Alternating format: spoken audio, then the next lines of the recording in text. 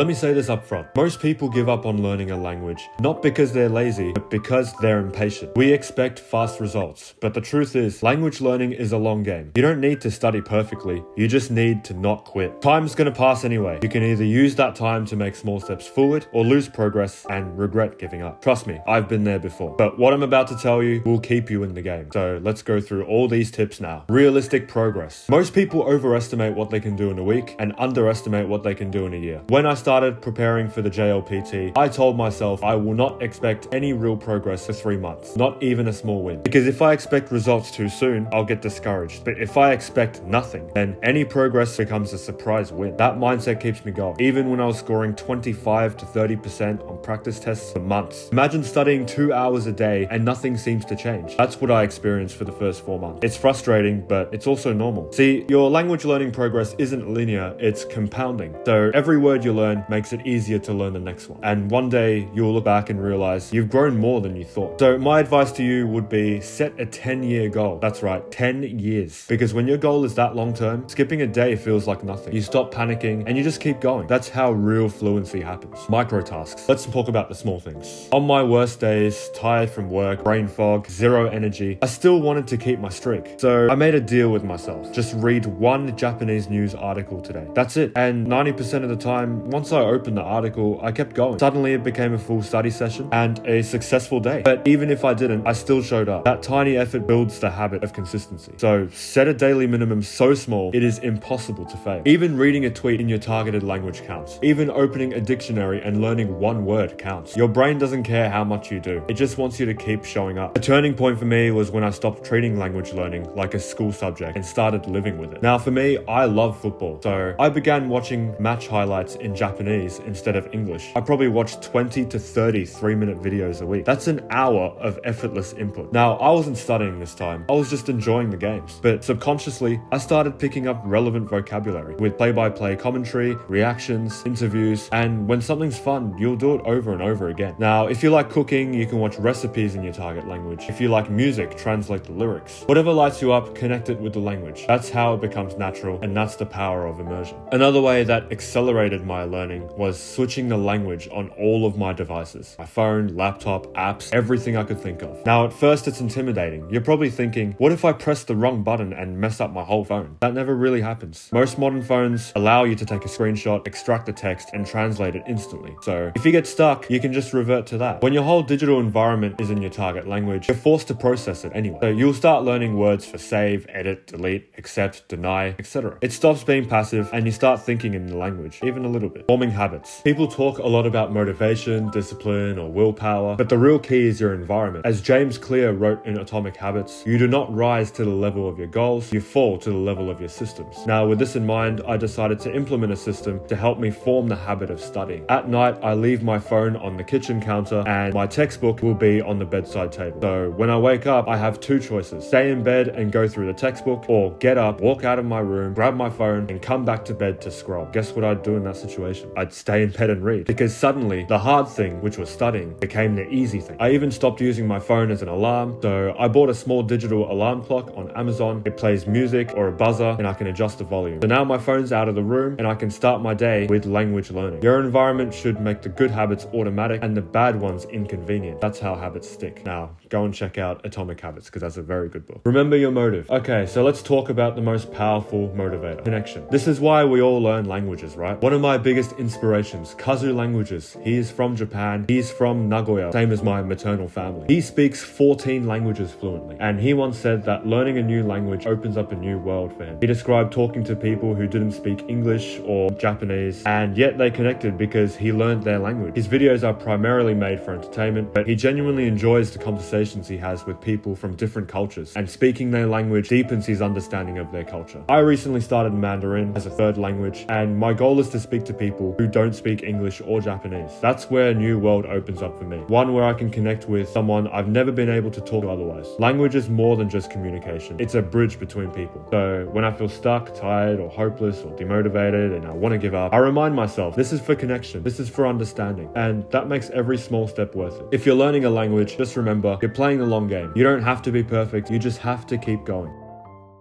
Thanks for watching. It will mean the world to me if I helped you get back on track with your language learning. Share this if you want to help your friends and family as well, and I'll see you next time.